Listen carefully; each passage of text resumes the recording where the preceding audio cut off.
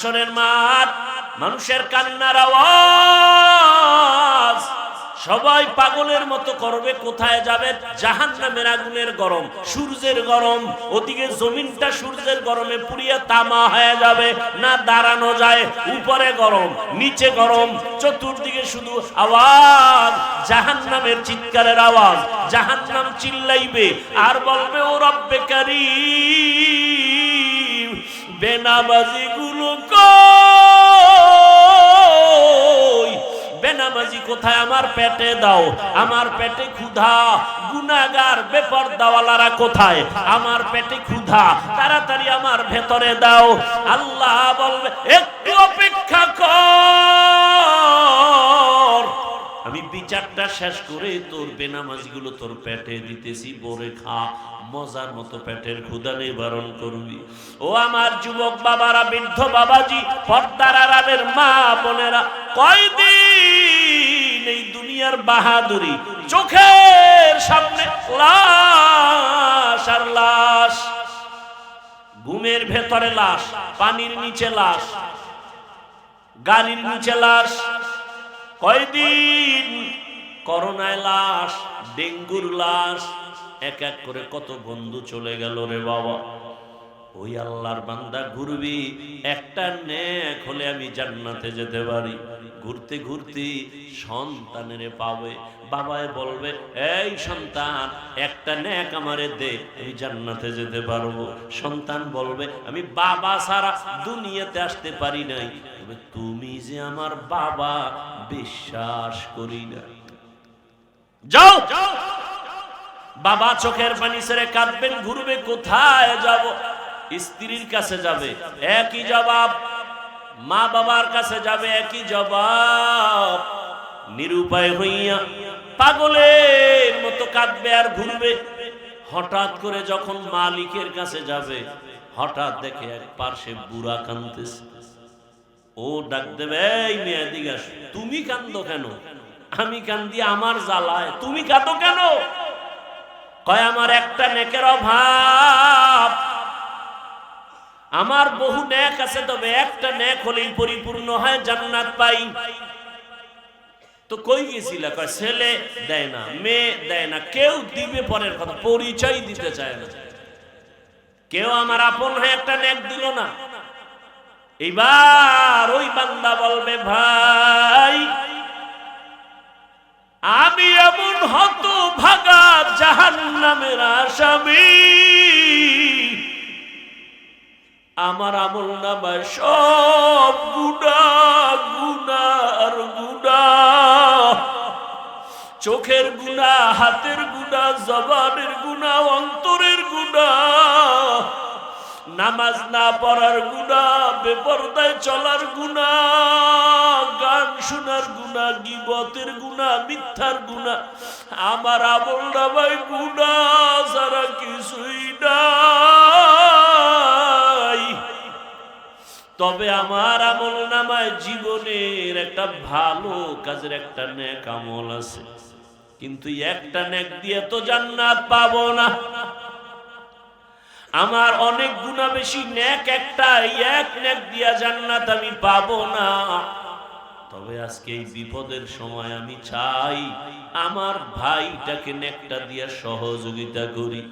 ও ভাই, তুমি আমার নেকটা নিয়ে নাও। বলে, তুমি জাহান্নামে যাবে, তোমার একটা নেক দিয়ে আমারে, তোমার লাভ কি? কয়, আমার লাভ তো কিছুই না, তবে একটা তৃপ্তি, আমার একটা ভাইয়ের উপকার করতে পেরেছি, এটাই আমার তৃপ্তি। আমি আমার ভাইয়ের উপকার করতে পেরেছি।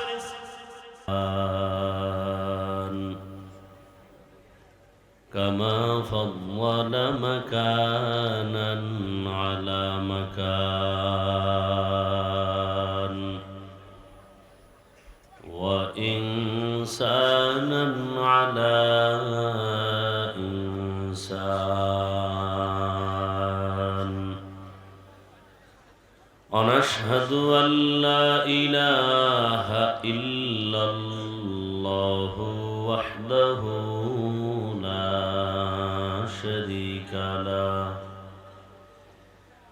লা ضد له ولا ند له ولا مثل له ونشهد أن سيدنا وسندنا وحبيب ربنا وطبيب قلوبنا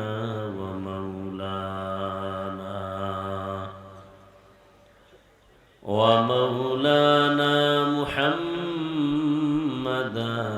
عبده ورسوله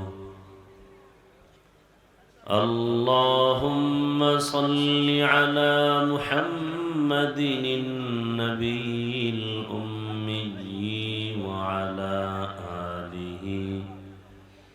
وعلى آله وسلم تسليما وبعد فأعوذ بالله من الشيطان الرجيم بسم الله الرحمن الرحيم يا أيها الذين آمنوا اتقوا الله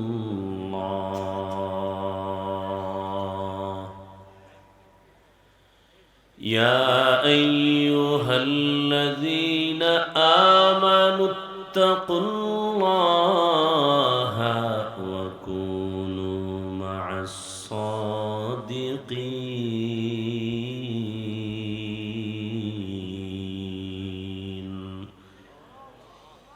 وقال النبي صلى الله عليه وآله وسلم من تشبه بقوم فهو منهم صدق الله مولانا العظيم صدق رسوله النبي الأمي الكريم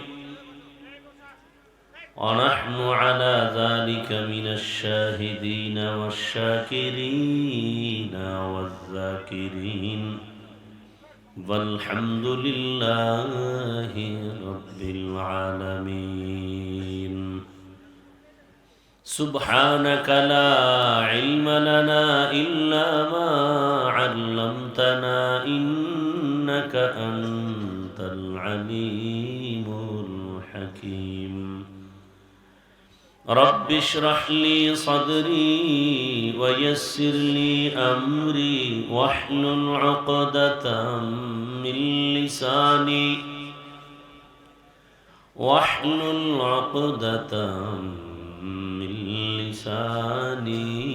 يفقه قولي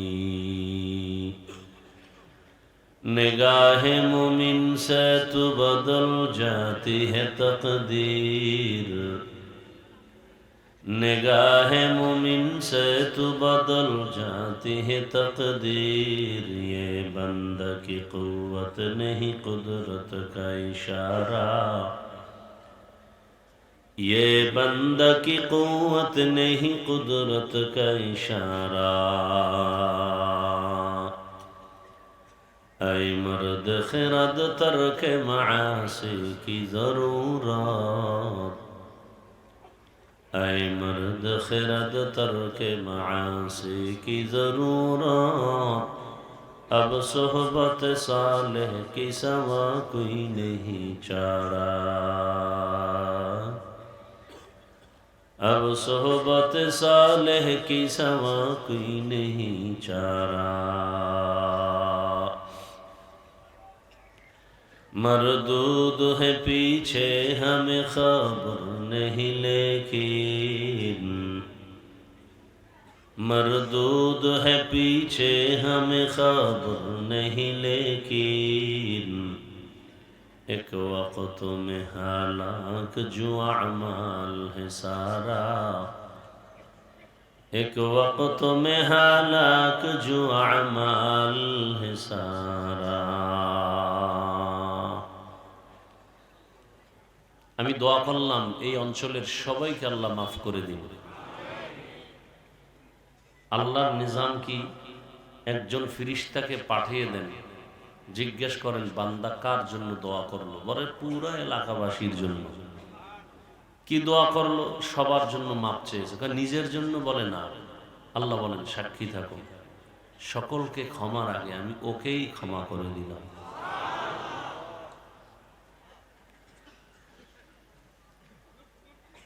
আমরা দোয়া করি সামনে আগত নির্বাচন, 13 জনে দোয়া চায়, 15 জনে দোয়া চায়, সবাই দোয়া চায়। সবাই কি বিজয় হতে পারবে? পারবে না। তা আমরা কি দোয়া করব? পক্ষ বুঝি না, বিপক্ষ বুঝি না। আমরা দোয়াটা এমন ভাবে করব যে দোয়াটা কাজে লাগে। কি দোয়া করব? আল্লাহ দেশের জন্য, জাতির খেদমতে এবং ইসলামের উপকার যার দ্বারা হবে তাকে বিজয় দান করেন। এর থেকে আর ভালো দোয়া আছে? দেশের উপকার হবে, জাতির উপকার হবে, নিরাপত্তা পাবে, ইসলামের উপকার হবে, এমন ব্যক্তি বিজয় হোক। তাহলে দেশও ঠান্ডা, জাতিও ঠান্ডা। কথা ঠিক না? আল্লাহ গতকাল এবং আজ দেশের শীর্ষস্থানীয় হাজরাত উলামায়ে কিরাম কোরআন সুন্নাহ ভিত্তিক দিক নির্দেশনামূলক আলোচনা রেখেছেন। আপনারা ধৈর্যের সাথে শ্রবণ করেছেন। উলামায়ে কেরামদের কথাগুলো সহি তরিকায় আমাদেরকে আমল করার তৌফিক দান করেন। উলামায়ে কেরামের ইজ্জতকে আল্লাহ বেশি বেশি বাড়িয়ে দেন। উলামায়ে কেরামের বিরুদ্ধাচরণকারীদেরকে আল্লাহ পূর্ণ হেদায়েতের দৌলত দান করেন। আমি আপনাদের দোয়া নিতে আসছি। গত বছর আসছিলাম, তার আগেও একবার আসছিলাম, আজও এসেছি। অসুস্থতার মধ্যেই দৌড়াচ্ছি। আল্লাহ আমাকেও সুস্থতার পূর্ণ নেয়ামত দান করেন। পাশাপাশি আপনাদের সামনে সংক্ষেপ কিছু কথা রাখবো। এর ক্ষেত্রে কোরআনে হাকিমের এক আয়াত, রসুলের একটি হাদিস পড়েছে। ইখলাস ও রুহানিয়াতের সমন্বয়, সহি নিয়তে, সহি তরিকায়, সহি কিছু কথা আমাকে বলার মতো, আপনাদেরকে শুনবার মতো দয়াময় রব্বুল আলামিন তৌফিক দান করুন। ইয়া আইয়ুহাল্লাযীনা আমানুত্তাকুল্লাহা ওয়া কুনু মা'আস সাদিকিন। ও জগতের মুমিন, নারী পুরুষ, ধনী গরিব, শিক্ষিত অশিক্ষিত, যারা মুমিন, তোমরা আল্লাহকে ভয় করো, তাকওয়া অর্জন করো, তথা আল্লাহর প্রিয় বান্দা যারা জমিনে আছেন এদের বন্ধু হয়ে থাকো। নবীজি হাদিসে বলেন, মান তাশাব্বাহা বিকৌমিন ফাহুয়া মিনহুম। দুনিয়াতে যে ব্যক্তি যেই দলের সাথে সম্পর্ক রাখবে, যে কওমের সাথে উঠা বসা, চলাফেরা, ভালোবাসা রাখবে, হাসরের দিন তার সাথেই তার উঠতে হবে। তর্জমা শেষ। খুব সংক্ষেপ কথা, বুঝার চেষ্টা করব। বাংলাতে একটি প্রবাদ আছে, যার সাথে যার মুহাব্বত তার সাথে তার কিয়ামত। রসুল কি বলছেন? যেই ব্যক্তির সম্পর্ক যেই দলের সাথে, যেই কওমের সাথে উঠা বসা, চলাফেরা, ভালোবাসা, কিয়ামতে তাদের সাথেই উঠবে।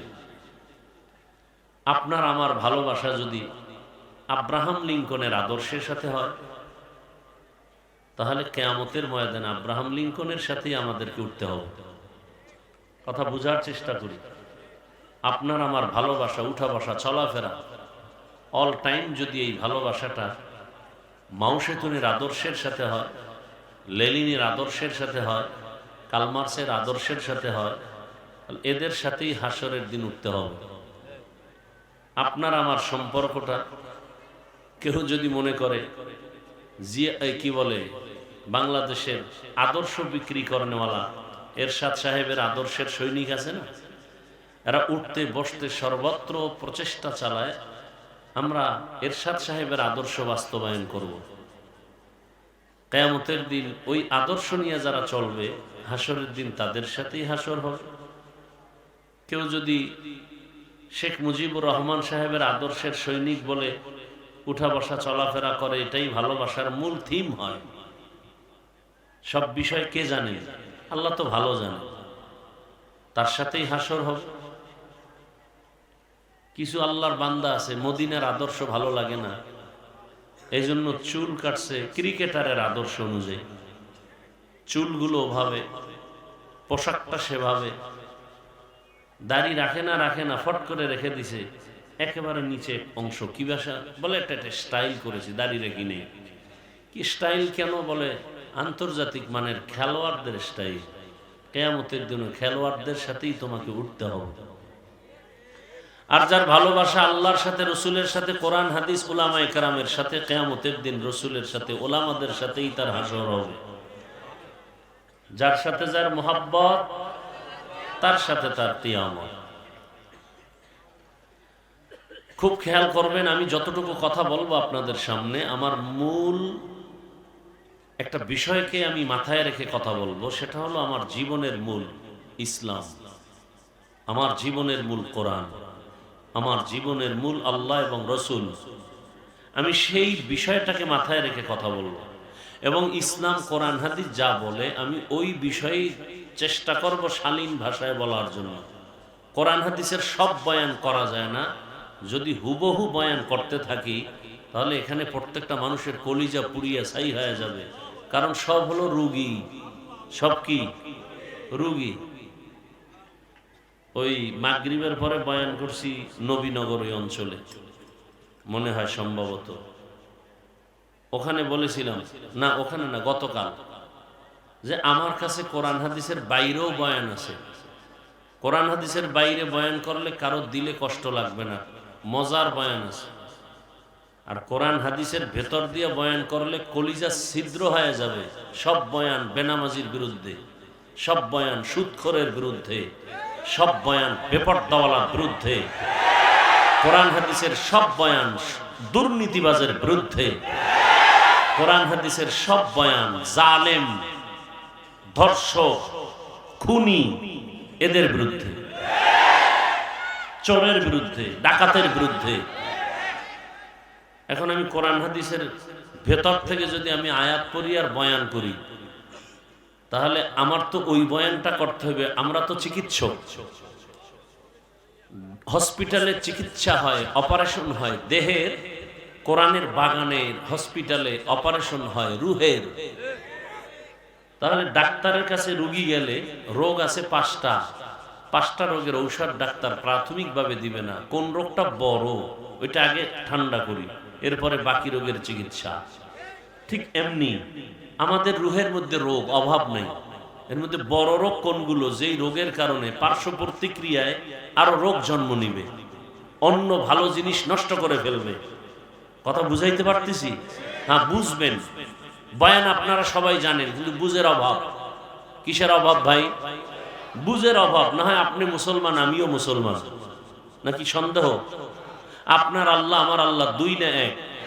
কোরআন, নবী, হাদিস, ধর্ম, কালেমা, কাবা, পৃথিবীতে আসার সিস্টেম, বিদায়বেলা কাফনের সংখ্যা।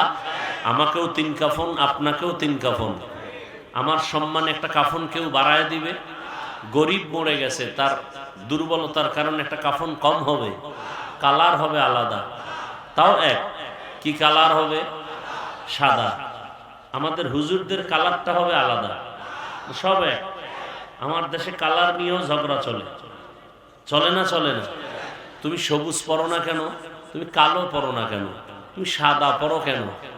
এরকম কালার নিয়েও ঝগড়া। আমাদের জীবনের শেষ বিদায়ের কাফনের কালার সবার এক। কবরের সাইজ একটু ব্যবধান না, তাও এক। কবরের প্রশ্ন তাও এক। 3 প্রশ্ন সবার বেলা। তাহলে আল্লাহ এক, নবী এক, কোরআন এক, হাদিস এক, কাবা এক, ধর্ম এক, কালেমা এক, সব এক। অথচ বুঝটা কত দুর্বল আপনার। দেখেন, আমিও মুসলমান, আমিও ইসলাম ধর্মের মানুষ, আপনিও ইসলাম ধর্মের মানুষ, অথচ আমি টুপি খুলতে চাই না আর আপনি টুপি দিতে চান না। আপনাকে আলাদা টুপির ফজিলতের বয়ান দিতে হয় আমাকে। আমি নামাজ ছাড়তে চাই না, আপনি নামাজ পড়তে চান না। পড়েন না তো পড়েনি না, আবার বলেন নামাজ না পড়লে কি হবে? দিল পরিষ্কার। আপনাকে নামাজের গুরুত্বের বয়ান দিতে হয় আমার। এবার বুঝেন আপনি কত ভিআইপি জগতের মুসলমান আর আমরা কত দুর্বল মুসলমান। আপনি মসজিদে না ঢুকলে, আমরা ঢুকলে শান্তি, না ঢুকলে লজ্জা। আর আপনি কেমন মুসলমান? মসজিদে ঢুকতে গেলে লজ্জা। আমরা পর্দা না করলে লজ্জা পাই, আর আপনারা পর্দা করলে লজ্জা পান। আপনারা কত বড় ভিআইপি মুসলমান, বড় কঠিন হালাত। সমস্যাটা কোথায়? বুঝের অভাব। দেখেন বুঝটা কেমন। আমার বুঝ কি? টুপি দিলে সম্মান। আপনার বুঝ কি? টুপি দিলে মাথা গরম। বুঝ আমার বুঝ কি? দাড়ির মধ্যে, রসুলের পোশাকের মধ্যে সম্মান। আপনার বুঝ কি? দাড়ি রাখলে যৌবনের ভাব চলে যাবে, পোশাক পরলে শরীরটা আটকা লাগে। বুঝ। এই বুঝটা ঠিক হয়ে গেলে তখন আর হুজুর হতে হবে না, কলেজের প্রফেসর নামাজ শুরু করে দিবে। বুঝ ঠিক হয়ে গেলে র্যাবের চাকরিজীবী নামাজ ধরে ফেলবে। এরকম RAB, army, police, BDR, doctor, professor, engineer, OC, DC, SP 5 ওয়াক্ত নামাজি নাই? বুঝ ঠিক হয়ে গেছে। আর আমি হুজুরের বুঝ যদি ঠিক না হয়, তাহলে আমি বেপর্দার সাথে আড্ডা দিব, মনে করবো এর মধ্যেই শান্তি। বুঝের অভাব। বুঝার চেষ্টা করি। আল্লাহ সবাইকে হেফাজত করেন। তাহলে যার সাথে যার মোহাব্বত, তার সাথে তার কিয়ামত। এখন আপনাকে জোর করার কিছু নেই যে এটা করতেই হবে, এটা আমি বলবো না, এটা বলারও কোনো আমার রাইট নাই। কারণ এটা পরীক্ষার হল। পরীক্ষার হলে পরীক্ষার্থী যখন প্রবেশ করে, প্রশ্নের উত্তর সঠিক লিখবে, ব্যাঠিক লিখবে, সবার জন্য স্বাধীনতা সমান। যে সঠিক লিখবে তাকে কোনো সাপোর্ট দিবে না আলাদা, যে ব্যাঠিক লিখবে তাকে কোনো আলাদাভাবে বাধাও দেওয়া হবে না। কেন? পরীক্ষার হল, বাধা দেওয়ার নিয়ম নেই। মুমিনের জন্য পৃথিবীটা পরীক্ষার হল। তুমি টুপি পরলেও তোমাকে নিষেধ নাই, ক্যাপ লাগাও, বাধা নাই। মন্দিরে যাও, বাধা নাই। মসজিদে যাও, নিষেধ নেই। ফলাফলের বেলায় টের পাবে তুমি জান্নাতি না জাহান্নামী। অতএব আমি আপনাকে বুঝাতে পারবো না, আপনাকে আমি জোর করে কিছু করাতে পারবো না। কেন? লা ইকরাহা ফিদ্দীন। দিন সম্পর্কে কাউকে জোর করে দিনের দিকে ঢুকানো যাবে না, ঢুকাইলে বরকত হবে না। হ্যাঁ, তবে এখানে একটা কথা, যদি কেউ আক্রমণ করেন তখন প্রতিবাদ করতে হবে। যেমন আপনি নামাজ পড়েন না, এরকম লোক এখানে বহু আছে, কিন্তু তার অন্তরে নামাজের মোহাব্বত আছে, সুযোগ পেলে পড়বে। তার সাথে আমাদের কোনো দ্বন্দ্ব নেই, তাকে বুঝাবো। কতক্ষণ? মৃত্যু পর্যন্ত। যদি সে আক্রমণ করে বলে নামাজ পছন্দ করি না, তখন আর বুঝানি নাই, তখন সুযোগ পেলে জুতার বাড়ি। ব্যবধানটা বুঝেন নাই, কঠিন ব্যবধান। যে নামাজ পড়ে না সে মুমিন, আর যে বলে আমি নামাজ পছন্দ করি না সে তাজা বেঈমান। যে দাড়ি রাখে না সে মুমিন, মনে আশা আছে রাখবে, কিন্তু যে বলবে আমি পছন্দ করি না সে বেঈমান। তার সাথে কোনো আপোষ করার অনুমতি ইসলামে নাই। যে পর্দা করে না তার সাথে ঝগড়া করার অনুমতি নাই, সে মুমিন। কিন্তু যে বলবে আমি পছন্দ করি না সে বেঈমান, তার সাথে আর কোনো আপোষ করার সুযোগ নেই। ব্যবধানটা বুঝাতে পারছি? খুব কঠিন ব্যবধান। আল্লাহ বুঝার তৌফিক দান করেন। এখন আপনার স্বাধীন, পরীক্ষার হল তো আপনার স্বাধীন। মসজিদে ঢুকলেই লাভ, মন্দিরে ঢুকলেই ক্ষতি। নামাজ পড়লেই লাভ, নামাজ না পড়লে ক্ষতি। আল্লাহর হুকুম মানলে এই লাভ, না মানলে এই ক্ষতি। রসুলের সুন্নত মানলেই লাভ, না মানলে এই ক্ষতি। বুঝাই দিলাম। এখন আপনি কি করবেন? আপনার ইচ্ছা। এখানে জোর করা যাবে না, যেহেতু পরীক্ষার হল, বাধাও দেওয়া যাবে না। বুঝানোর দায়িত্ব বুঝাচ্ছি, পায়ে ধরে ধরে বুঝাইতেছি। আজকে আপনাদের পেছনে যেই পরিমাণ গাধার মতো কষ্ট করি, আমি একা না, সব আলেম চামড়া খুলে জুতা বানায় দিল, আলেমের ঋণ শোধ হবে না। আপনার তো এটা পছন্দ লাগে না। বুঝার চেষ্টা করেন, বাংলার জমিন থেকে শিক্ষা নেন। তাবলিগওয়ালাদের 24টা ঘন্টা জিকির আর ফিকির, এই উম্মত উম্মত উম্মত। পীর সাহেবদের এই পেরেশানি 24 ঘন্টা, উম্মত কিভাবে জাহান্নাম থেকে বাঁচাবো, কিভাবে মানুষগুলোকে পায়ে ধরে ধরে নামাজি বানাবো। কথা ঠিক না? আমাদের বক্তাদের মেহনত 24 ঘন্টা। আমার ছেলে, আমার মেয়ে, আমার ঘর, আমার স্ত্রী, পরিবারের সময় খবর নেওয়ার, হক আদায় করার সময় পাই না আপনাদের পেছনে ঘুরতে ঘুরতে। এভাবে সব আলেম, মসজিদের ইমাম ও খতিব 24টা ঘন্টা আপনাদের পেছনে মেহনত করে কিভাবে একটা উম্মতকে নামাজি বানানো যায়। মাদ্রাসার শিক্ষকরা, আলেমরা আপনাদের সন্তানদের নিয়ে ফিকির কিভাবে একটা সন্তানকে দ্বীনের উপরে মজবুত করে গড়ে উঠানো যায়। এর ঋণ কি আদায় করবেন? হ্যাঁ, মাঝে মাঝে আদায় করেন গালি দিয়া, ফেসবুকে বিরোধিতা করে ঋণ আদায় করতেছেন যে আলেম দেশের বোঝা।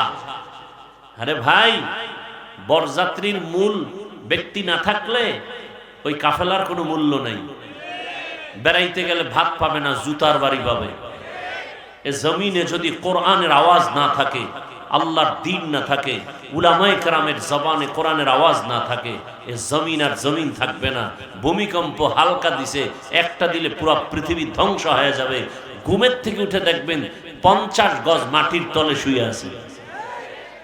কিসের বাহাদুরি করে?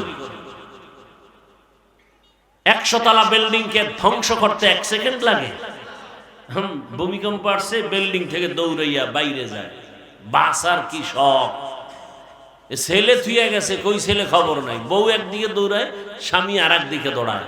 ছেলের খবর নাই, মেয়ের খবর নাই, ওরনার খবর নাই। আরে তুমি বিল্ডিং থেকে বাহিরে যাও, জমিন যদি ধসে যায় কি হয় না? জমিন যদি দেবে যায় মাটির তলে, নিচে যায়, তা তুমি বিল্ডিং থেকে বাহির হয়ে বাঁচবা কি করে? বরং ওখানে বসে আল্লাহকে তওবা করো আর গুনাহ মাফ চাও। কই, ভূমিকম্প হওয়ার পরে কি মসজিদে মুসল্লি বাড়ছে? তা অপেক্ষা করো, আরো গজব আসবে। সেই ঘুষ করতে এখনো ঘুষ খায়, সুদ করতে এখনো সুদ খায়, তওবা তো করলো না। এই জাতিকে আর কোন গজব দিলে সোজা হবে? আল্লাহ হেদায়েত দান করুন। কি আপনাদের ধারণা কি তাল মিলাবেন না? আমার কথাগুলো বুঝার চেষ্টা করবেন এবং বুঝে শুনে জবাব দিবেন। আমি কোরআন হাদিসের ভেতর থেকে বলবো না বাহির থেকে বলবো? ভেতর থেকে বলবো। সহ্য করতে পারবেন? বুঝেন কিন্তু কোরআন হাদিসে যা আছে আমি টু দি পিওর ওই স্কেলে বলবো, একটা কথা বাহির থেকে বলবো না। যদি মনে হয় বলে ফেলেছি, ভুলে ধরায় দিবেন। আমি এখন কানে ধরে তওবা করে নেব সবার সামনে। কিন্তু আমার সব কথার মূল কি? কোরআন, হাদিস, ইসলাম। এটা আমার মূল। ইসলাম ঠিক, সব ঠিক। ইসলাম ঠিক নেই, কিচ্ছু ঠিক নেই।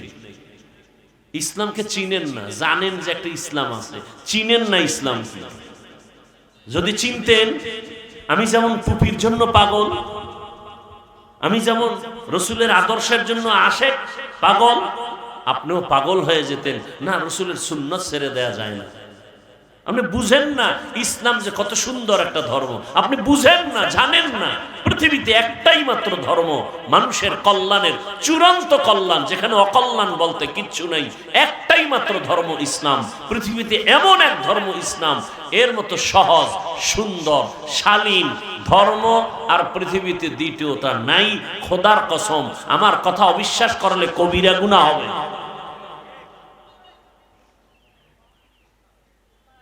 দেখেন, নগদ একটু দেখাই দিয়েছিলাম, কি নগদ দেখাই? দেখাবো? এই যে এক প্যান্ডেলে আপনারা বসছেন, ধরে নেন এরকম একটা বিবেরিয়ার কোন টাকাওয়ালা বাহাদুর সাহেব করতে চান যে আমি এতগুলো মানুষ এক জায়গায় জমা করব রাত্র 12টায়। তখন তার পেরেশানিটা কেমন? 1 নাম্বার, এই লোকগুলো আসতে আর যাইতে ফ্রি গাড়ি দিতে হবে। আপনাদেরকে ফ্রি গাড়ি দেওয়া হয়েছে? হয়নি। নাম্বার 2, এই মানুষগুলো আসার পরে বসার জন্য ভিআইপি চেয়ার দিতে হবে। চেয়ার তাও কিন্তু এই বেহেশতি মানুষ আসবে না, অধিকাংশ গাঞ্জা করে সে হাজির। আপনাদেরকে ভিআইপি বিছানা দিছে তো চেয়ার কি দিছে? এর থেকে পৃথিবীতে 3rd ক্লাসের আর কোনো বিছানা হতে পারে? অথচ কোনো কষ্ট আছে? সব আলেম সাদা দাড়িওয়ালা মুরব্বীরা চুপচাপ বসে আছে, কে ধনী কে গরিব, কে আলেম কে মূর্খ, সব একাকার। আল্লাহ মানুষকে বিবেক দিয়েছেন, বিবেকটাকে কাজে লাগান। পশুকে আল্লাহ বিবেক দেন নাই। একটু বুঝেন, বুঝার চেষ্টা করেন। আমি আপনাদের দুশ্মন না, আমি আপনাদের কলিজার বন্ধু। পাও ধরার জন্য আসছি, গালি দিতে আসি নাই।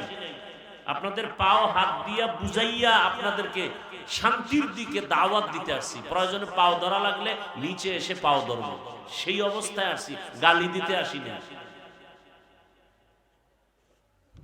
এরপরে এই লোকগুলোকে সাহেব এখানে জমা করার পরে চেয়ারে বসাইলেন, ফাঁকে ফাঁকে নাস্তা দিতে হবে। যদি একটু প্যাকেটে টান পড়ে তো চেয়ারের বাড়ি, বাতাসে উড়বে চেয়ার। আবার কিছু কুলাঙ্গার দেখা যায় তাদের নিজেদের তর্ক বিতর্ক বিশৃঙ্খলা ভিডিও করে জাতিকে দেখায়, দেখেন আমরা কত বড় বেয়াদ্দব। আমার কথাগুলো চিন্তা করতেছেন তো? আচ্ছা, আপনাদের এখানে আসার পরে থার্ড ক্লাসের বিছানা দিল, কারো অন্তরে কষ্ট নাই। নাস্তা দিছে কতবার? মোনাজাতের পরে দেয়া হবে, হবে না? হবে না, কষ্ট নাই। আচ্ছা, এরপরে এই দুনিয়ার লাইনের এই বিশাল আয়োজন করতে গেলে এতগুলো মানুষকে নিয়ন্ত্রণের জন্য কি পরিমাণ পুলিশ এখানে রাখতে হতো? ভাই সত্য কথাটা আপনি মানেন আর না মানেন, স্বীকার করেন যে হ্যাঁ এটা বাস্তব। পুলিশ লাগতো না? ক্রেডিট বা পাওয়ার থাকলে র্যাব নিয়ে আসতো, আর্মি নিয়ে আসতো। এতেও যদি ভয় লাগতো, সর্বশেষ নিরাপত্তা কুত্তা। কারণ মানুষের উপরে বিশ্বাস নেই, বডিগার্ড বডির উপরে গুলি মারে। কুকুর মানুষের সাথে বেঈমানি করে না, আজও পর্যন্ত শুনি নেই। মানুষ বেঈমানি করে, কুকুর করে না। আপনাদেরকে নাস্তা দেয়া হলো না। আচ্ছা বলেন তো, এখানে নিয়ন্ত্রণের জন্য কত টিম পুলিশ আছে? প্রশাসনের কেউ আছে? বুঝলে আর বেশি লাগে কিছু। এতগুলো মানুষ চুপচাপ, এত রাত, কষ্ট, ঠান্ডা।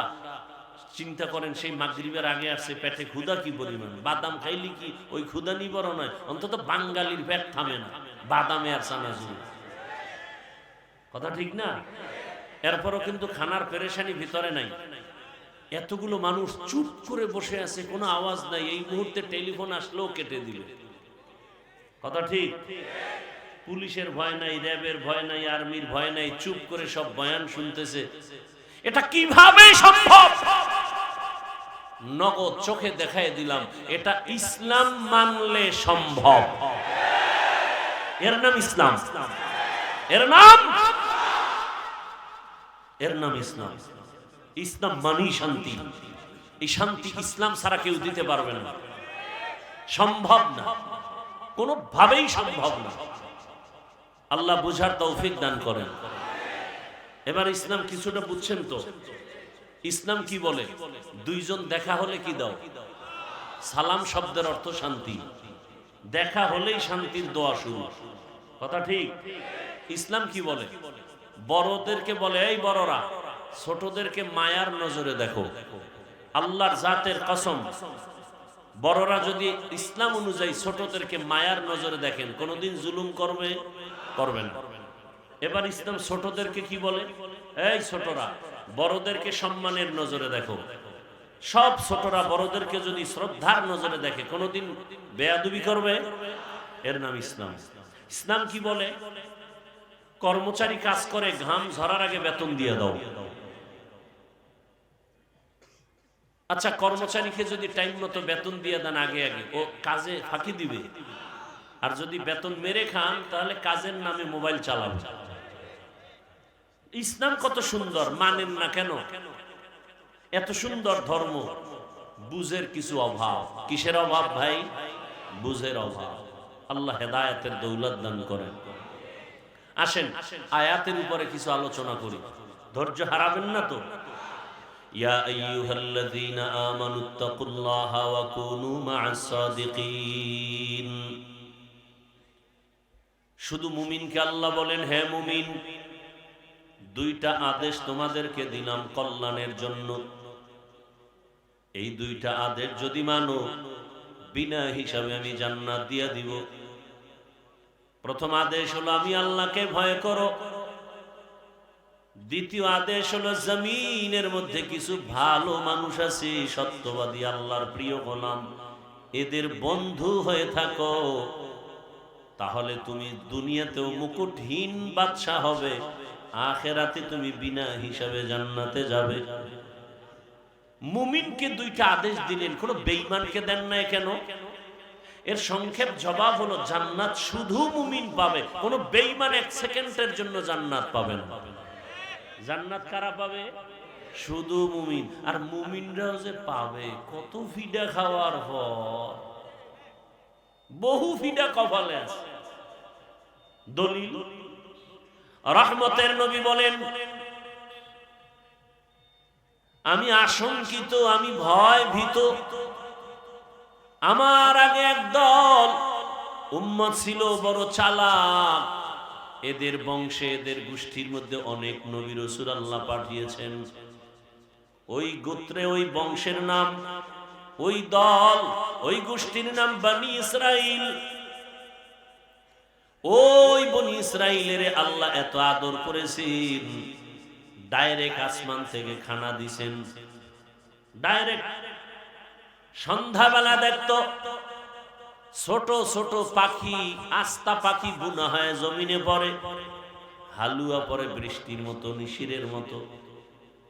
জামানার নবী মুসাকে আল্লাহ বলছেন বনি ইসরাইল চালাকি করে যেন কালকের জন্য খানা রেখে না দেয়, আজকেরটা পেয়েছে আজ খেয়ে ফেলবে, কালকে আবার দিব, যদি চালাকি করে খানা বন্ধ হয়ে যাবে।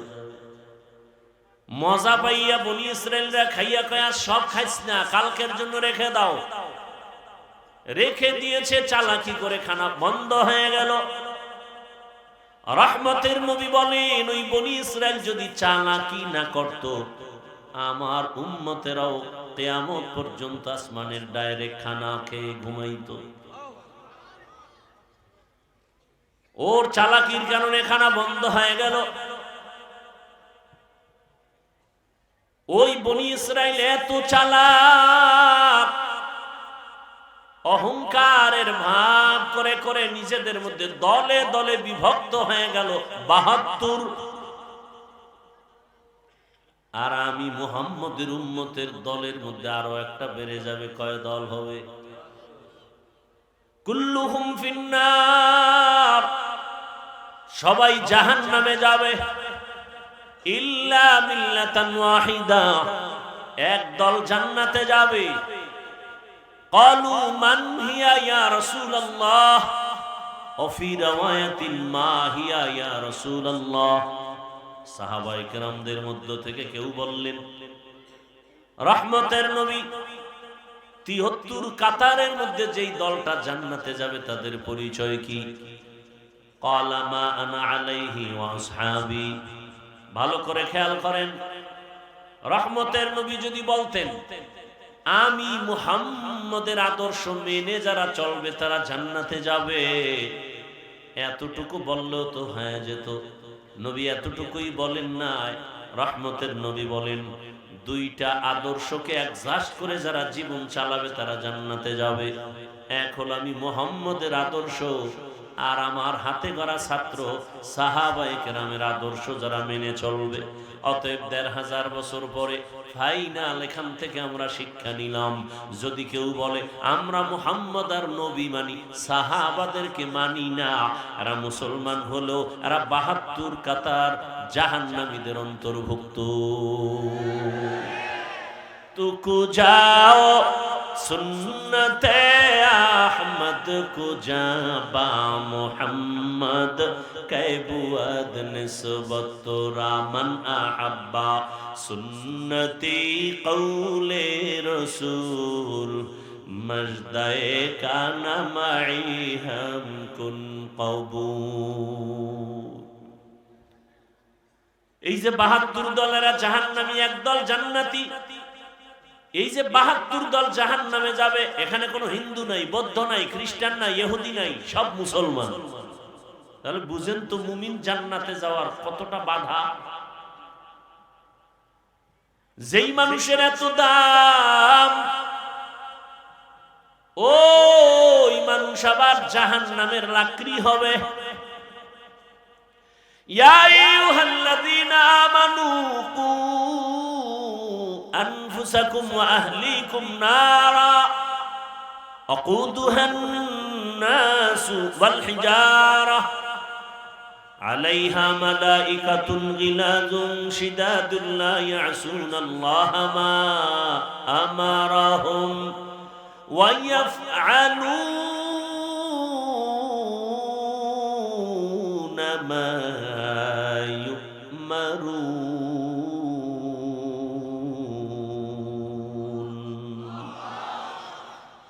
আল্লাহ বলেন, হে মুমিন, জাহান্নাম থেকে নিজেকে বাঁচাও, এরপরের দায়িত্ব আহালকে বাঁচাও। আমি একা জাহান্নাম থেকে বাঁচলেই দায়িত্ব শেষ হবে না, আমার উপরে দায়িত্ব আমার আহাল। আমি বাবা, আমার আহাল সন্তান, আমি স্বামী, আমার আহাল স্ত্রী, আমি শিক্ষক, আমার আহাল ছাত্র, আমি চেয়ারম্যান, আমার আহাল ইউনিয়নের মানুষ, আমি মেম্বার, আমার আহাল ওয়ার্ডের মানুষ, আমি এমপি, আমার আহাল আমার আসনের মানুষ, আমি সরকার প্রধান, আমার আহাল গোটা দেশবাসী, আমি একজন আলেম, গোটা উম্মত আমার আহাল, আমি মসজিদের ইমাম ও খতিব, মুসল্লি আমার আহাল, আমি বক্তা, শ্রোতা আমার আহাল। ও বক্তা, জাহান্নাম থেকে তুমি আগে বাঁচো, তারপরে তোমার আহাল শ্রোতাকে বাঁচাও। বাবা, জাহান্নাম থেকে আগে বাঁচাও, এরপরে তোমার আহাল সন্তানকেও বাঁচাও। স্বামী, জাহান্নাম থেকে নিজেকে আগে বাঁচাও, এরপরে তোমার আহাল স্ত্রীকেও বাঁচাও। ইমাম সাহেব, জাহান্নাম থেকে নিজেকে আগে বাঁচাবেন, এরপরে মুসল্লিদেরকে বাঁচাবেন। শুধু নিজে বাঁচবেন, মুসল্লি বাঁচাবেন না, হবে না। বড় কঠিন কথা। ক্বালান নবিয়্যু সাল্লাল্লাহু আলাইহি ওয়া আলিহি ওয়াসাল্লাম আলা কুল্লুকুম রাইন ওয়া কুল্লুকুম মাসউলুন আন রাইয়াতিহি। সবাই দায়িত্বশীল, আল্লাহর আদালতে দায়িত্বের জবাবদিহিতার কাঠগড়ায় দাঁড়াতে হবে। কিয়ামতের ময়দানে বহু মা বাবা শুধু সন্তানের অন্যায়ের কারণে জাহান্নামে চলে যাবে। দুনিয়াতেই তো অন্যায় করে সন্তান, মা বাবার হাতে কেন পুলিশের হ্যান্ডকাপ লাগানো হয়?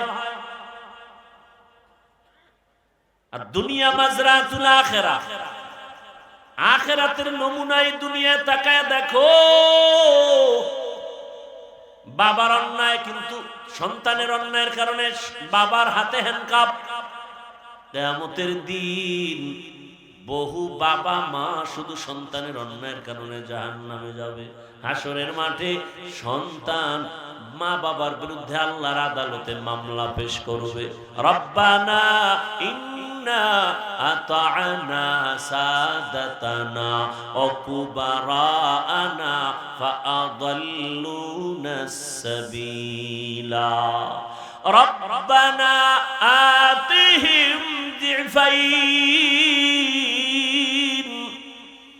রব্বানা আতিহিম দিফাইন মিনাল আযাব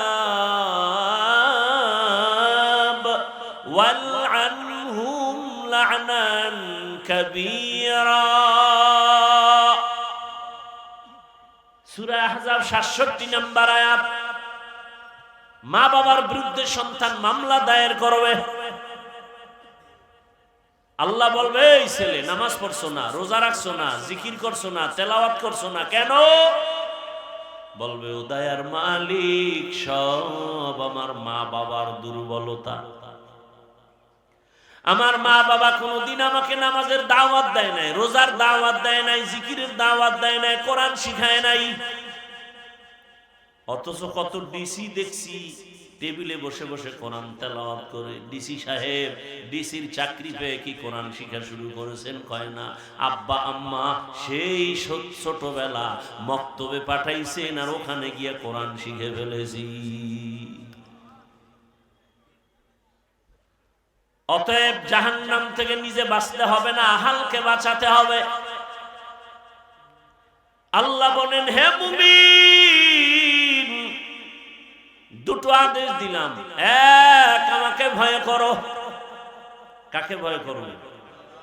একমাত্র আল্লাহকে ভয় করো। দুনিয়ার সব তোমাকে ভয় করবে। এই ভয়ের নাম তাকওয়া, এ ভয়ের নাম খাশিয়া, এ ভয়ের নাম খাউফ। وأما من خاف مقام ربه ونهى النفس عن الهوى فإن الجنة هي المأوى हर के दारत खौफ हक दार दिल मदाम जन्नतुल मअवा देहत ओ राम काम जुज़बा हक ची जे मखाज इंसो जा फजले उआ मस्ते दर जुमला जहा। ঘুম আসতেছে? হ্যাঁ, আওয়াজে আসলে তো ঘুম আসে। আসলে কি আপনারা রাতে ঘুমান? আমার অভিজ্ঞতার আলোকে বলি, আমার দেশের জাতি রাতে ঘুমায় না, নিরিবিল সময়ে মোবাইলের হক আদায় করে। টাইম পায় না তো, সারাদিন ব্যস্ত। এই টাইমটাও তো একটু কাজে লাগানো লাগে। আল্লাহর কাছে কি বলবে, একটা কিছু বলতে হবে তো। হাসরের ময়দানে যদি আল্লাহ জিগায় কি করছো, আল্লাহ মাইয়ার হক, পোলার হক, স্ত্রীর হক আদায় করতে পারিনি, মা বাবার হক আদায় করতে পারিনি, অন্তত একটা হক আদায় করে আসছি। মোবাইলের হক আদায় করে আসছি সারা রাত। কখন রাত 4টা বেজেছে খবর রাখতে পারি নাই, কখন আজান হয়েছে জানতে পারি নাই। মোবাইলের হকের আদায়ের ধাক্কায় এতটা ব্যস্ত যে কানের মধ্যে মোবাইলের তার ঢুকাইয়া সারা রাত ব্যস্ত। বাহিরে কি তুফান হয়েছে জানি নাই। সারাটা রাত জেনা করেছি, চোখের জেনা, হাতের জেনা, জবানের জেনা, অন্তরের জেনা। এরে আমার কলিজার যুবক, ঘুমের মধ্যে যদি আজরাইল এসে দেখে তোর কানের ভেতরে গানের তার লাগানো, আজরাইল বলবে তুই রেডি হ, পরে আসবো। কি ঘুমের মধ্যে আজরাইল আসবে না, তাই তো? হ্যাঁ, মরণ থেকে যতই পালাও মরণ তোমায় নিবে ঘিরে। যদিও সুদূর আকাশ পানে লুকাও সেথায় লাগিয়ে সিঁড়ি।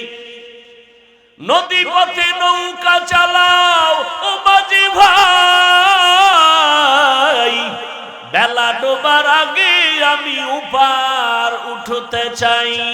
ডুবে গেলে বেলা রে আর উঠে না, ভেঙ্গে গেলে মেলা রে আর জমে না। ওগো নবীর উম্মতেরা হয়ে আজি দিশাহারা,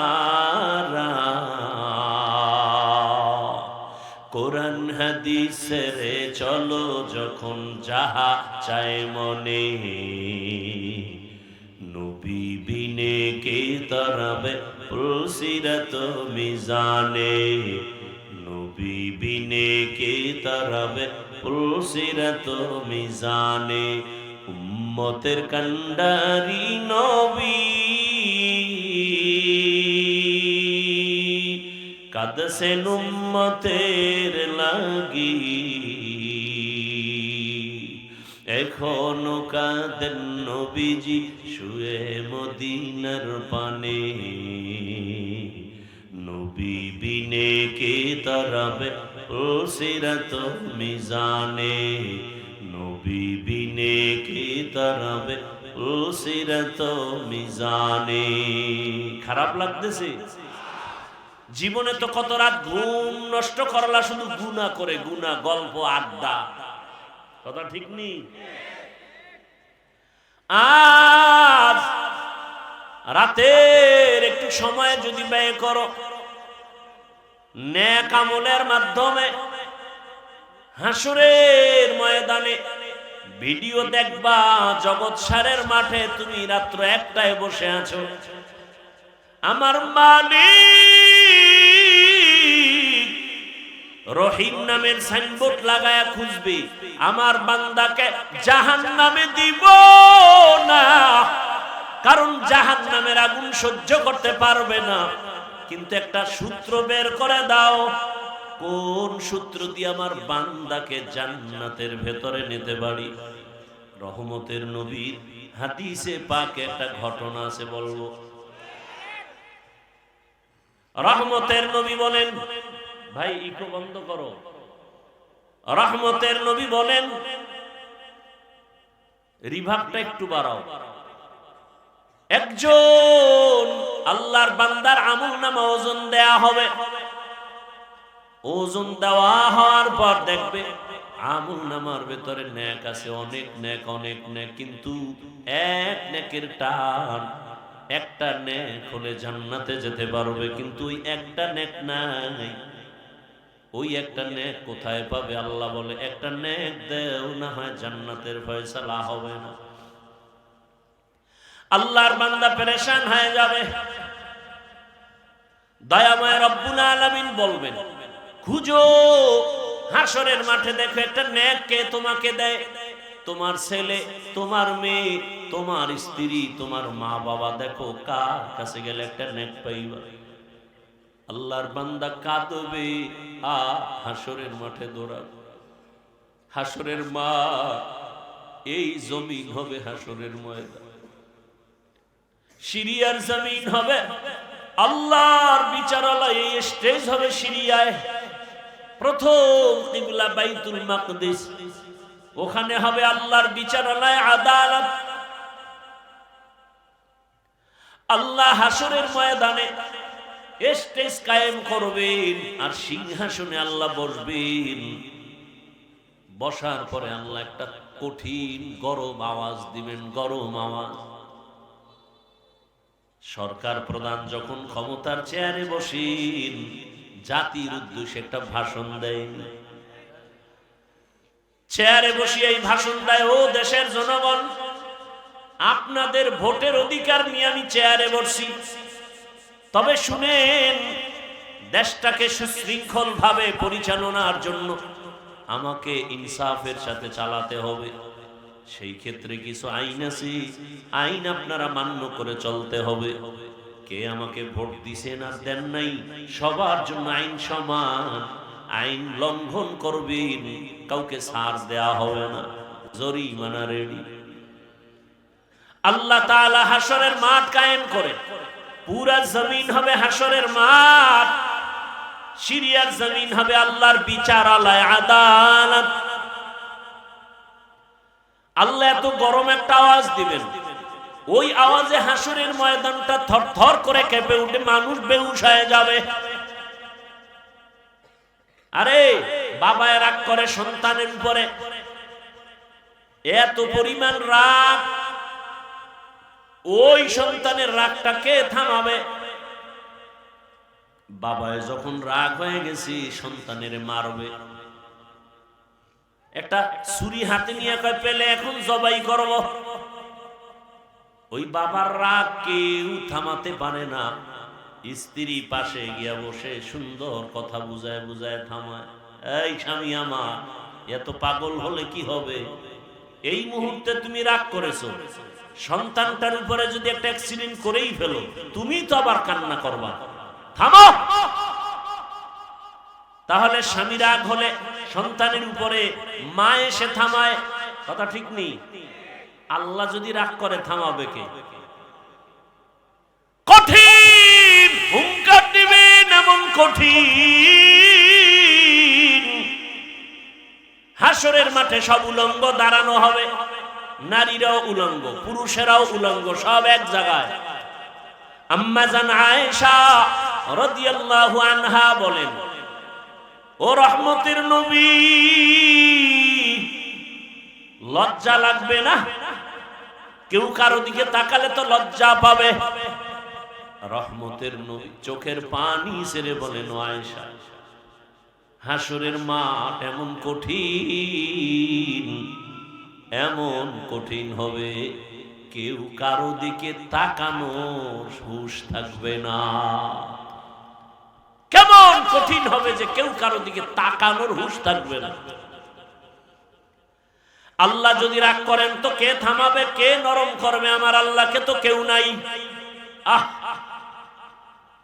আল্লাহ কয়, ওয়ামা আরসালনাকা ইল্লা রাহমাতাল লিল আলামিন।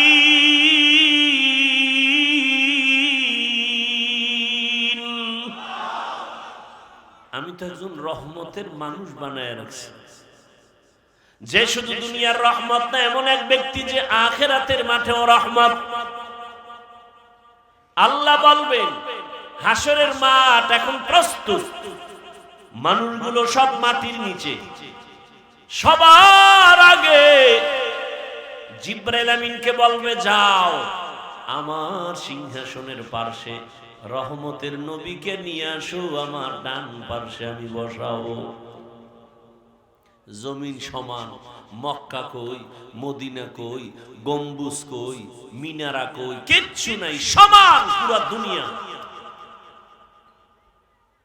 ফেরেশতাকে আল্লাহ নবী কই, এই বরাবর হাঁটো,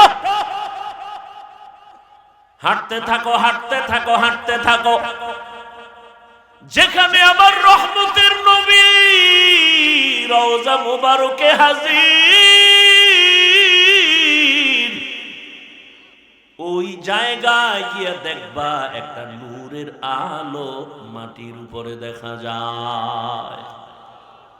আমার সালাম দিবা, রসুল দাঁড়ায় যাবেন, আমার কাছে নিয়ে আসবা, এবার আনবেন রহমতের নবীকে, আমার রবের পার্শ্বে সিংহাসনে বসাবেন। আল্লাহ যখন গরম আওয়াজ দিবেন, লিমানিল মুলকুল ইয়াউম লিল্লাহিল, এই আপনাও কি হেদায়েত হয়ে গেছে নাকি? হ্যাঁ, কারো জ্যৈষ্ঠ মাস, কারো সর্বনাশ না, মরাডারে মারো কেন, কয় লড়ে কেন? আমার দফা ঠান্ডার হে আরামে ঘুমাইতে যায় না, বিড়ি টানতে যায়, তো কওয়াও যায় না। আল্লাহ হেদায়েত দান করে, হেদায়েত হয়ে গেছে। ভেতরের দীর্ঘ টাইম বসার শক্তি না থাকলে ওই ভাইগো মতো বাইরে দাঁড়ায় শুনবেন, ফাঁকে ফাঁকে বিড়িও টাইনে আবার আসবে। সমস্যা কোথায়? ভিতরে ঢুকে ডিস্টার্ব করেন কেন? আল্লাহ হেদায়েত দান করে।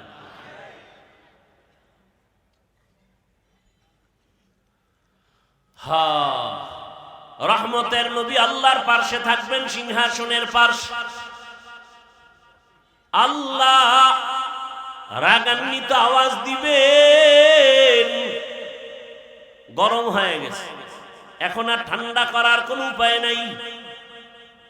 হঠাৎ আমার আল্লাহ একটু কুদরতের নজর দিয়া রহমতের নবীর চেহারার দিকে যখন তাকাইবেন, আগুন যেমন মোমকে গলায় দেয়, রহমতের নবীর চেহারা মুবারকে একটু নজর দেওয়া মাত্র আমার আল্লাহর কুদরতির রাগটা পানি হয়ে যাবে। ইমামুল আউয়ালিন আল আখিরিন বহরে সদকা রহমাতান লিল আলামিন সাইয়্যিদুল কাউনাইন খাতমুল মুরসালিন আখির আহমদ বুদে ফখরুল আউয়ালিন। ভাইরা আমার, ওই আল্লাহর বান্দা পাগলের মতো ঘুরবে, একটা নেকের টান কোথায় পাবো? হাসরের মাঠ, মানুষের কান্নার আওয়াজ, সবাই পাগলের মতো করবে, কোথায় যাবে? জাহান্নামের আগুনের গরম, সূর্যের গরম, ওদিকে জমিনটা সূর্যের গরমে পুড়িয়ে তামা হয়ে যাবে, না দাঁড়ানো যায়, উপরে গরম, নিচে গরম, চতুর্দিকে শুধু আওয়াজ, জাহান্নামের চিৎকারের আওয়াজ। জাহান্নাম চিল্লাইবে আর বলবে, ও রব্বে কারীম, বেনামাজি গুলো কই? বেনামাজি কোথায়? আমার পেটে দাও, আমার পেটে ক্ষুধা। গুনাহগার বেপরদাওয়ালারা কোথায়? আমার পেটে ক্ষুধা, তাড়াতাড়ি আমার ভেতরে দাও। আল্লাহ বলবে, একটু অপেক্ষা কর, আমি বিচারটা শেষ করে তোর বেনামাজিগুলো তোর পেটে দিতেছি, বরে খা, মজার মতো পেটের ক্ষুধা নিবারণ করবি। ও আমার যুবক বাবারা, বৃদ্ধ বাবাজি, পর্দার আড়ালের মা বোনেরা, কয়দিন এই দুনিয়ার বাহাদুরি, চোখের সামনে লাশ আর লাশ, ঘুমের ভেতরে লাশ, পানির নিচে লাশ, গাড়ির নিচে লাশ, কয়দিন করোনায় লাশ, ডেঙ্গুর লাশ, এক এক করে কত বন্ধু চলে গেল রে বাবা। ওই আল্লাহর বান্দা ঘুরবি, একটা নেক হলে আমি জান্নাতে যেতে পারি। ঘুরতে ঘুরতে সন্তানের পাবে, বাবায় বলবে এই সন্তান একটা নেক আমারে দে, আমি জান্নাতে যেতে পারবো। সন্তান বলবে আমি বাবা ছাড়া দুনিয়াতে আসতে পারি নাই, তুমি যে আমার বাবা বিশ্বাস করি না। যাও, বাবা চোখের পানি ছেড়ে কাঁদবেন, ঘুরবে কোথায় যাব? স্ত্রীর কাছে যাবে একই জবাব, মা বাবার কাছে যাবে একই জবাব। নিরুপায় হইয়া পাগলের মতো কাঁদবে আর ঘুরবে। হঠাৎ করে যখন মালিকের কাছে যাবে, হঠাৎ দেখে এক পার্শ্বে বুড়া কাঁদতেছে। ও ডাক দেবে এই মেয়ে এদিকে আসো। তুমি কাঁদো কেন? আমি কান্দি আমার জ্বালায়, তুমি কাঁদো কেন? কয় আমার একটা নেকের অভাব, আমার বহু নেক আছে, তবে একটা নেক হলেই পরিপূর্ণ হয়, জান্নাত পাই। তো কই গেছিলা? কয় ছেলে দেয় না, মেয়ে দেয় না, কেউ দিবে পরের কথা, পরিচয় দিতে চায় না, কেউ আমার আপন হয়ে একটা নেক দিল না। এইবার ওই বান্দা বলবে ভাই আমি এমন হতভাগা জাহান্নামের আসামি,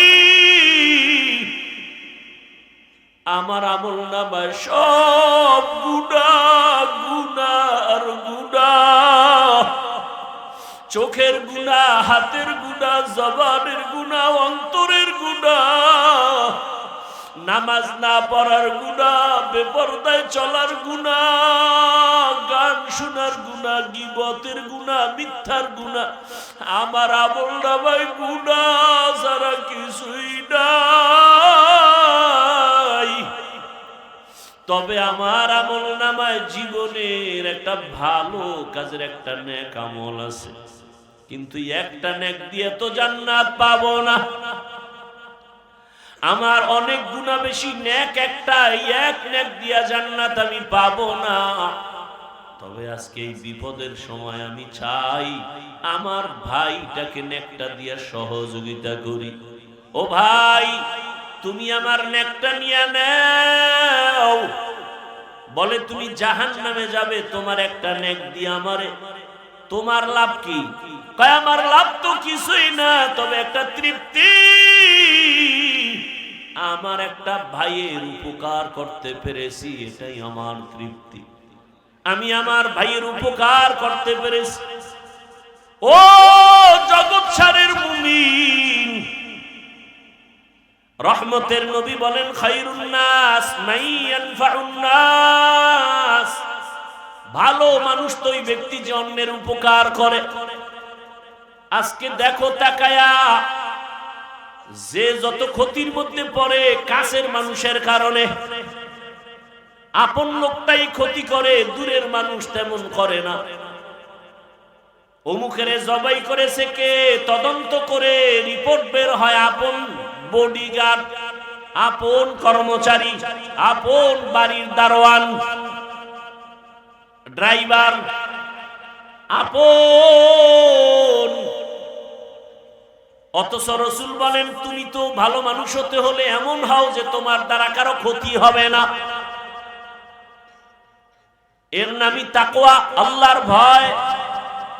কারো উপকার করতে না পারলেও ক্ষতি করব না, কারো প্রশংসা করতে না পারলেও বদনাম করব না। ওই আল্লাহর বান্দা একটা নেক দিয়া বলে আমি ভাইয়ের উপকার করি, এটাই আমার তৃপ্তি, আল্লাহর আদালতে চলে যাবে। ওই বান্দা বলবে আল্লাহ নেক পেয়েছি, জান্নাত দাও। কয় পাইলি কই? ছেলে? কয় না। মেয়ে? না। কে দিয়েছে? বলে আমার রক্তের কেউ দেয়নি। তবে আল্লাহ আমি হাঁটতেছি, তোমার এক বান্দা চোখের পানি ছেড়ে কাঁদে জাহান্নামের ভয়। ওই বান্দা তার আমলনামায় সব গুনাহ, একটা নেক ছিল, ওই নেকটা আমাকে দিয়েছে। কেন? কেন? তাকে দা আমার সামনে আনো। সামনে আনবে, তুমি কি এর একটা নেক দিছো? বলে হ্যাঁ আল্লাহ দিয়েছে। কেন? তুমি জান্নাতে যেতে চাও না? বান্দা কাঁদতেছে, আল্লাহ আমি যাব কেমনে, আমার তো নেক নাই, আমার গুনাহ গুনাহ গুনাহ, হাতের গুনাহ, চোখের গুনাহ, মিথ্যার গুনাহ, গুনার অভাব নাই। তবে আমার ভাই একটা নেকের অভাবে কান্না করে। আমি চাইছি আল্লাহ আমার একটা ভাইয়ের যদি একটু দয়া করতে পারি একটা নেক দিয়ে, এটা আমার তৃপ্তি। অন্তত আমি জাহান্নামে যাব, তবে আমার ভাইটা জান্নাতে চলে যাবে। আল্লাহর কুদরতি অন্তরে মায়ার জোশ, আল্লাহর কুদরতি অন্তরে রহিম নামের মায়ায় জোশ এসে যাবে। আল্লাহ বলবেন, হে গোলাম, যে কঠিন মুসিবতের সময় তুমি তোমার একটা ভাইকে একটা নেক দিয়া দয়া করেছো, আমি মালিকের দয়া তো তার থেকে 1000 গুণ বেশি। আমি আল্লাহ কেন দয়া করব না? আমি রহিম নামের ওসিলায় আমি তোমাকেও জান্নাত দিয়ে দিলাম। या इलाही मुझसे मुझको दूर कर, ताकि देखो मुझ में तुझको एक नजर। या इलाही तू मेरा माबूद है, या इलाही तू मेरा माशूक है। ও আমার যুবক বাবারা, বৃদ্ধ বাবাজিরা, পর্দার আড়ালের মা বোনেরা, বয়ান শুনলে হবে না, এগুলো অন্তরে ঢুকাইয়া তওবা করেন। কয়দিন আর দুনিয়াতে বাহাদুরি করবেন? ও যুবক বাবারা, আমি যে এতক্ষণ বয়ান করলাম একবারও কিন্তু বলি নাই আমার মতো বড় হুজুর হও, স্কুল ছেড়ে মাদ্রাসায় যাও বলি নাই, তাবলীগে না গেলে জাহান্নামে যাবে, পীরের কাছে না গেলে জাহান্নামে যাবে বলি নাই।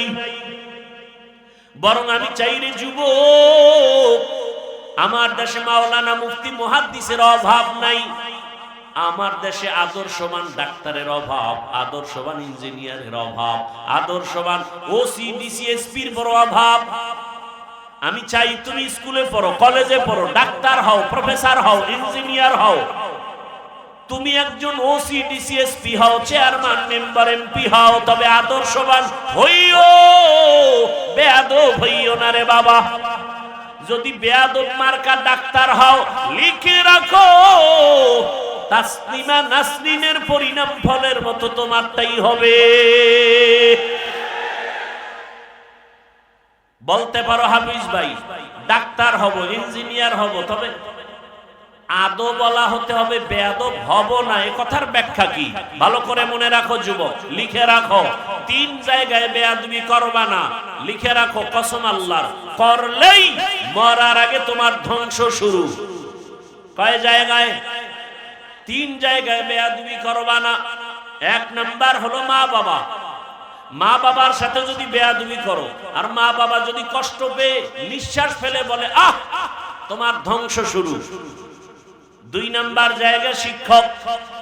তোমার ওস্তাদ আমার ওস্তাদ, আমার মা বাবা দোয়া করেছেন, এ কারণে বিবারিয়ার ময়দানে চেয়ারে বয়ান করি, কিন্তু বয়ানটা আমার মা বাবা শিখান নাই, আমার ওস্তাদ আমারে ধরে ধরে বয়ান শিক্ষা দিয়েছেন।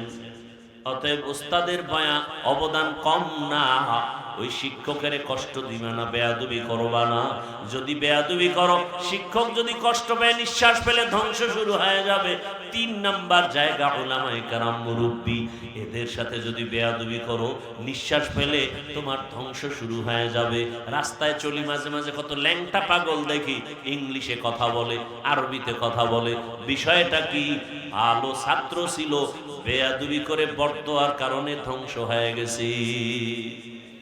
অনুরোধ করে বলছি রে বাবা, তুমি ডাক্তার হও, আদর্শবান ইঞ্জিনিয়ার হও, আদর্শবান একজন প্রফেসর হও, তোমার আচরণে কোনোদিন যেন মা বাবা কষ্ট না পায়, শিক্ষক যেন কষ্ট না পায়, ওলামায়ে কেরাম কষ্ট না পায়। বরং মা বাবার দোয়া নিয়া, শিক্ষকের দোয়া নিয়া, ওলামায়ে কেরামের দোয়া পরামর্শ নিয়া, নবীজির আদর্শ মেনে চলো। তুমি ভাবতেছো এটা কেমনে পারি, কেমনে করি। নগদ উদাহরণ, নগদ। তোমার মতো যুবক জীবনে মাদ্রাসায় পড়ে নাই, আলিফ বা তাও শিখে নাই, স্কুলে পড়ে, কলেজে পড়ে, সত্য কথার সাক্ষী দাও, 5 ওয়াক্ত নামাজি নাই। তাহলে ফাইনাল কথা, তুমি পারো না কেন? তোমার কপালে কার জানি বরদোয়া লেগেই গেল। তোমার মতো যুবক রাস্তায় গাড়ি চালায়, নামাজ পড়ে, বলো তুমি কেন পারো না? তোমার মতো যুবক বাবা র‍্যাব, আর্মি, পুলিশ, বিডিআরের চাকরি করে, 5 ওয়াক্ত নামাজ পড়ে, তুমি কেন পারো না? ও ব্যবসায়ী বাবারা, আপনার মতো কত ব্যবসায়ীরা নামাজ পড়ে ব্যবসা করে, বলেন আপনি কেন পারেন না? ও চাকুরিজীবী বাবারা, আপনার মতো কত চাকুরিজীবী ওসিডিসিএসপির কাজ করে, নামাজ ছাড়ে না।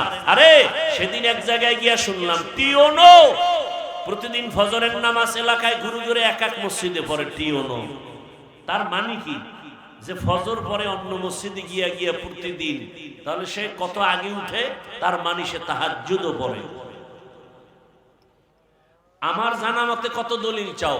ডিসি সাহেব ডিসির চাকরি করে, এসপির চাকরি করে, র‍্যাবের চাকরি করে, আমার জানা মতে 1 টাকাও হারাম খায় না, এক ওয়াক্ত নামাজ বাদ দেয় না। বলো তোমার কপালে কার বরদোয়া লাগছে? বলো তুমি পারো না কেন? ও তোমার মনে একটু আশা, মনে একটু আশা পূরণ করো না। মনে আশা যাক যে পার্কে গেলে কি জানি মজা। ওই যুবকের বলবো, আশা তো তুমি পূরণ করছো, এবার তুমি তওবা করো। মনে আশা যাক যে সারা রাত মোবাইল চালাবা, কি জানি মজা, চালাইছো না, এবার ফিরো। মনে আশা আছে তুমি নামাজ পড়বা না, মনের শখে নামাজ পড়ো নাই, এখন ফিরো যাও। কয় না না, আশা তো পূরণ হয় নাই। তাহলে এবার প্রশ্ন তোমার কাছে, আর কতদিন সারা রাত মোবাইল চালাইলে আশা পূরণ হবে আমাকে বলো? আর কতদিন পার্কে পার্কে ঘুরলে, নারীর আড্ডায় গেলে, নাচ গানের আড্ডা দিলে আশা পূরণ হবে বলো? আর কত রাত, কতদিন নামাজ বাদ দিলে, বেপরদায় আড্ডা দিলে কতদিন পরে আশা পূরণ হবে বলো? এবং এটাও বলো তোমার হায়াতের বাকি আছে কতদিন? এই যে শুরুতে দোয়া করছি, কি জানি ওই ছেলেটা, ওর আর বাঁচার উপায় নেই, বাঁচলেও না বাঁচার মতো। শুনলাম সে এখন হসপিটালে এমন অবস্থা আছে যে তার মাথার খুলি খুইলে আর এক জায়গায় রাখছে। এই বাঁচা কিসের বাহাদুরি করো বাবা? তোমার পাশের লোকটা স্বার্থে আঘাত লাগলেই, এখন তো মানুষ মারতে দুশমন লাগে না, দলের লোকই যথেষ্ট। খালি বলবে ওরে মাইনাস করে দে, ওর কারণে আমার ভাগে কম পড়ে, ওরে মাইনাস কর। কি আমি বানায় বলতেছি কথাগুলো?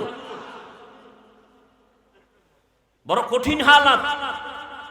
আপনি মনে করেন আপনার বন্ধু, কে বন্ধু? স্বার্থে আঘাত লাগলে টের পাবেন কে বন্ধু। সামনে আপনি টাকা দিবেন, এই দিবেন, সেই দিবেন, প্রশংসা কি, আপনার জন্য জীবন দিবে, পিছনে গিয়ে কত সমালোচনা করে। এটা যদি অটো রেকর্ডিং থাকতো গোটা দুনিয়া জোড়া, তখন টের পাইতেন কে কার বন্ধু আর কে দুশ্মন।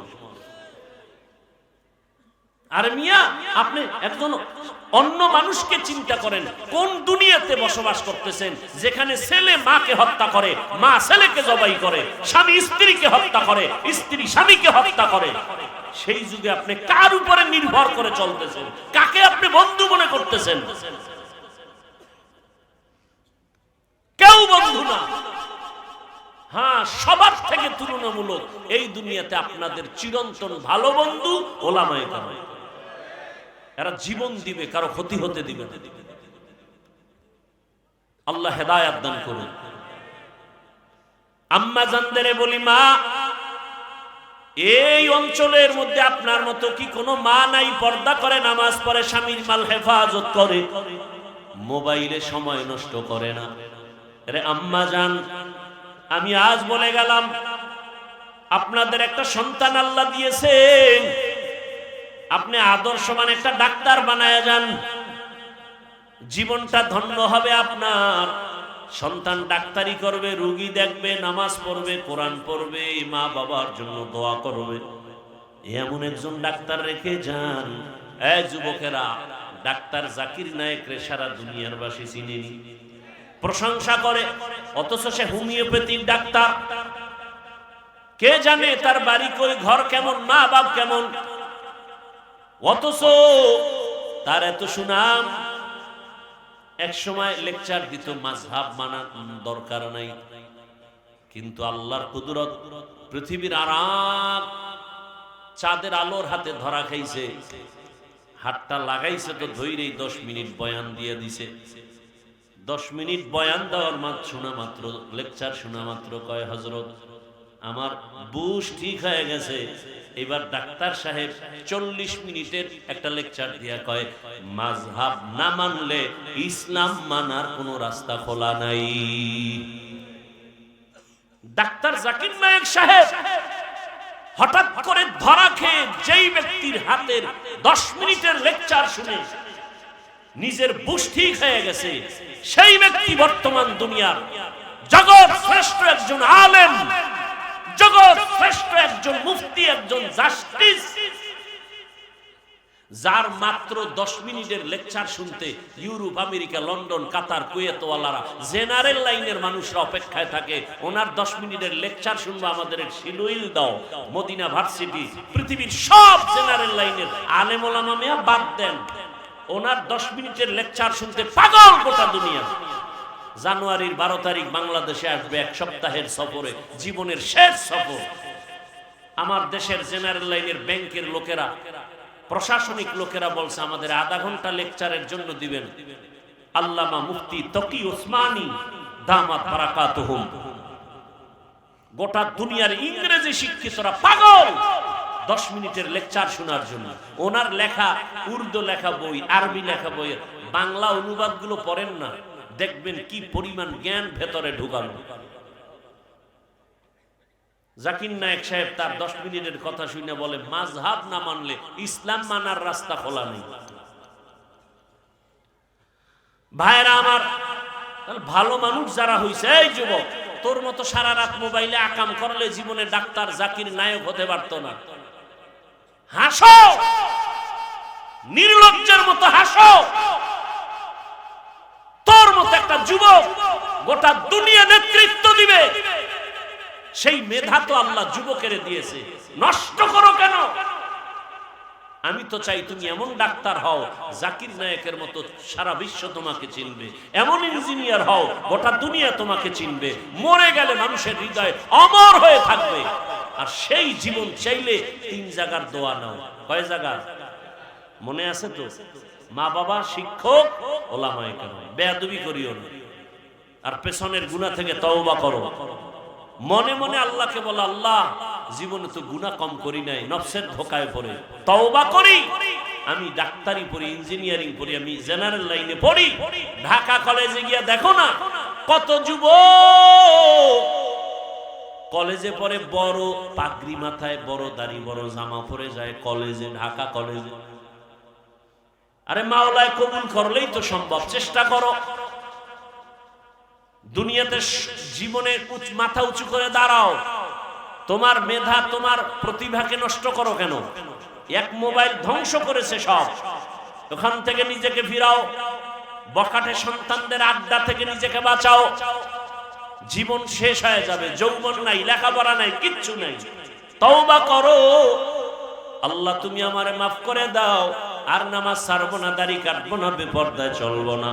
মা বাবার দোয়া, শিক্ষকের দোয়া, উলামায়ে কেরামের দোয়া নিয়া নবীর আদর্শ মেনে চলবো। ও মা ও বোনেরা, এখনো তওবা করেন, আল্লাহকে মনে মনে বলেন, আর বেপরদায় চলবেন না, নামাজ ছাড়বেন না, মোবাইলে সময় নষ্ট করবেন না, স্বামীর মাল খেয়ানত করবেন না। আল্লাহর কাছে খাঁটি অন্তরে তওবা যদি করতে পারেন, আল্লাহ জীবনের গুনাহ মাফ করে দিবেন। হাসরের ময়দানের ভয় আর ওলামায়ে কেরামের পরামর্শ নিয়ে নিজের আত্মাটারে পবিত্র করবেন, তাকওয়ার মানদণ্ডে চলবেন, গুনাহ ছাড়বেন। আল্লাহ পাক রব্বুল আলামিন তওবার দরজা খুলে রাখছেন। যদি বান্দা খাঁটি অন্তরে তওবা করতে পারে, আল্লাহ জীবনের গুনাহ মাফ করে দিবেন। ও দয়ার মালিক, মনে মনে ডাকো, আমার আল্লাহর মতো দয়াময় কেউ নাই। হে আল্লাহ, এই ময়দানে কুদরতের নজর দিয়া দেন, এই ময়দানের প্রত্যেকের হেদায়েতের মালা গলায় পরায়া দেন, আমিন। আলহামদুলিল্লাহি রাব্বিল আলামিন, ওয়াসসালাতু ওয়াসসালামু আলা সাইয়্যিদিল আমবিয়া ওয়াল মুরসালিন ওয়া আলা আলিহি ওয়া আসহাবিহি আজমাইন। ইয়া আরহামার রাহিমিন, ইয়া আরহামার রাহিমিন, ইয়া আরহামার রাহিমিন। রব্বিরহামহুমা কামা রাব্বায়ানি সগীরা। আল্লাহুম্মা ইন্নাকা আফুউন কারীম তুহিব্বুল আফওয়া ফা'ফু আন্না। আল্লাহুম্মা ইন্না নাসআলুকা রিযাকা ওয়াল জান্নাহ ওয়া নাউযু বিকা মিন সাখাতিকা ওয়ান নার। আল্লাহুম্মা ইন্না নাউযু বিকা মিনাল বারাসি ওয়াল জুনুনি ওয়াল জুযামি ওয়া সাইয়্যিল আসকাম। রব্বুল আলামিন, গুনার বোঝা নিয়ে আপনার দরওয়াজায় আমরা হাজির। উলামায়ে কেরাম, মুরব্বী, হাজী সাহেব, ব্যবসায়ী, চাকরিজীবী, পর্দার আড়ালের মা বোনেরা, যুবক ছাত্ররা,